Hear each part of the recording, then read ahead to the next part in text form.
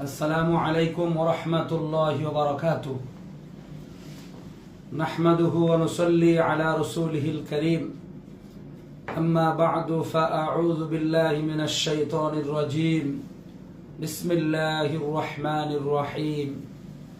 إنا أنزلناه في ليلة القدر وما أدراك ما ليلة القدر. ليلة القدر خير من 1000 شهر. تنزل الملائكة والروح فيها بإذن ربهم من كل أمر. سلام هي حتى مطلع الفجر. صدق الله مولانا العظيم. সম্মানিত দর্শক শ্রোতা, ভাই ও বন্ধুগণ, কাছে ও দূরে, দেশে ও বিদেশে যে যেখান থেকে আমাদের এই লাইভটিতে যুক্ত হয়েছেন, প্রত্যেককে আন্তরিক মোবারকবাদ। রমজানুল মোবারকের শেষ পর্যায়ে আমরা আজকে 24 রমজানুল মোবারক, 25 রাত, বেজোর রাত, লাইলাতুল কদর, সম্মানিত এক রাত রমজানুল মোবারকের, যে রাতে ইবাদতে রত অবস্থায় ফেরেশতাদের বিশেষ তালিকাভুক্ত হইলে এ ব্যক্তি তার আমল নামায় 1000 মাসের ইবাদতকে যোগ করে নিতে পারে। তাই সম্মানিত দর্শক শ্রোতা, নবী করিম সাল্লাল্লাহু আলাইহি ওয়াসাল্লামের আমলেও ইতিকাফকে গুরুত্ব সহকারে আদায় করেছিলেন। উদ্দেশ্য একটাই, লাইলাতুল কদরের সন্ধান। নবী করিম সাল্লাল্লাহু আলাইহি ওয়াসাল্লামের মাদানী জিন্দেগিতে নবীজি একবার ইতিকাফ তরক করেছিলেন। পরবর্তী বছরে নবীজি ওয়াফাতের আগের বছর 20 দিন ইতিকাফ করেছেন। ইতিকাফের মূল টার্গেট লাইলাতুল কদরের সন্ধান, এটা হলো মুখ্য। এ রাতের এত মর্যাদা যে এ রাতকে উপলক্ষ করে আল্লাহ পাক রব্বুল আলামিন একটা সূরা নাজিল করেছেন। 97 নম্বর সূরা, সূরাতুল কদর। 5টা আয়াতে কারিমা রয়েছে এই সূরা মাক্কিয়া। লাইলাতুল কদর, আগে আমরা জানবো যে লাইলাতুল কদর, এই কদরের নাম রাখার কারণটা কি। মুফাসসিরিনে কেরাম তাফসীরের কিতাবে অনেক অর্থ লিখেছেন। 3টা তাৎপর্য আমরা খুঁজে পাই। কদর অর্থ হলো ভাগ্য। লাইলাতুল কদরে মানুষের ভাগ্য পরিবর্তন হয়। আমরা বলি তকদির, এটা ভাগ্য। লাইলাতুল কদরে ভাগ্য পরিবর্তন হয়।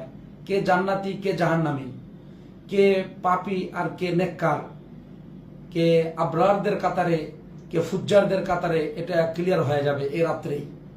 এজন্য লাইলাতুল কদরকে কদর, ভাগ্যর রজনী বলে নামকরণ করা হয়।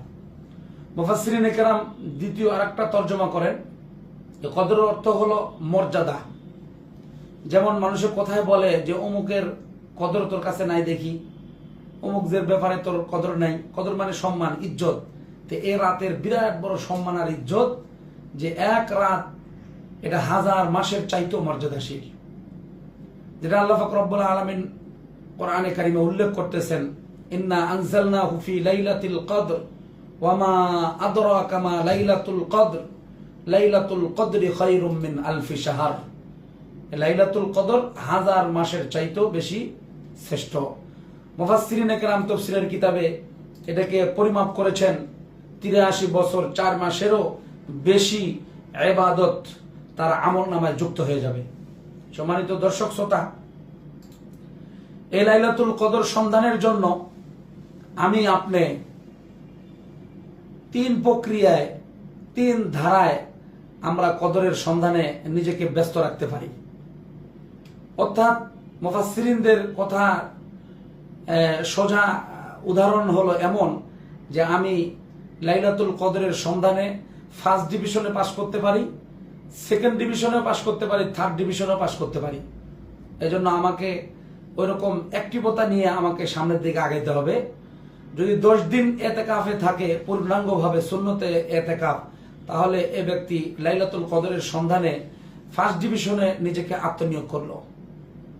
আর যদি সেটা সম্ভব না হয়, তাহলে নবী করিম সাল্লাল্লাহু আলাইহি ওয়াসাল্লামের হাদিস মোতাবেক সে বেজোর রাতগুলোতে তালাশ করতে পারে।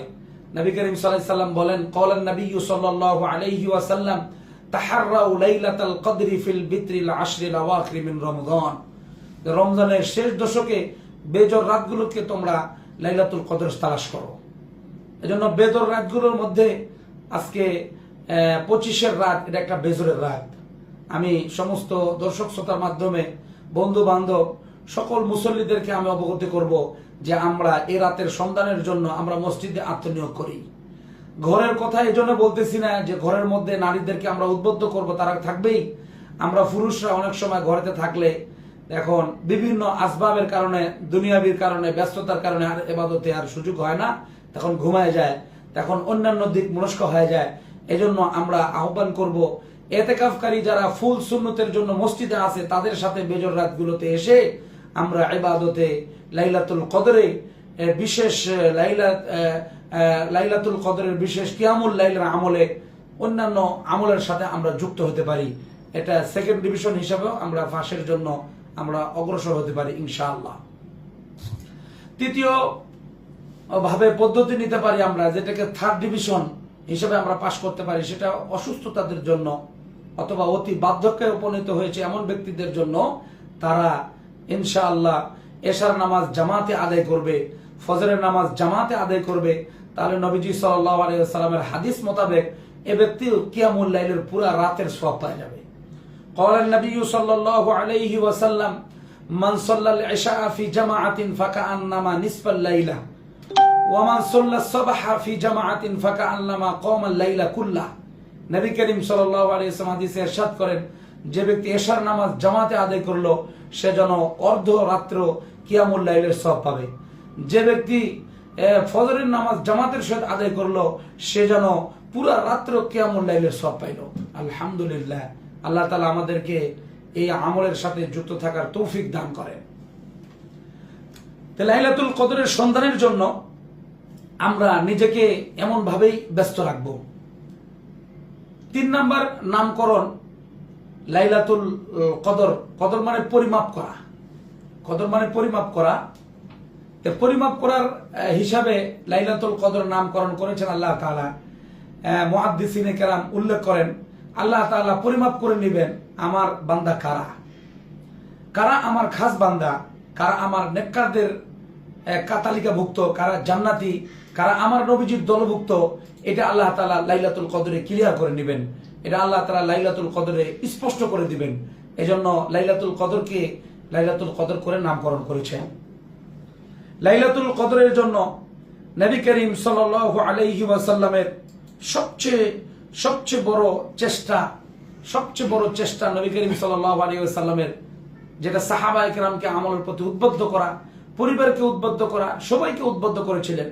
এজন্য হযরত আয়েশা সিদ্দিকা রাদিয়াল্লাহু তাআলা আনহা ওনার এই কথাগুলো প্রস্তুতি কেমন ছিল সে কথাগুলো ব্যক্ত করতে উনি বর্ণনা করেন।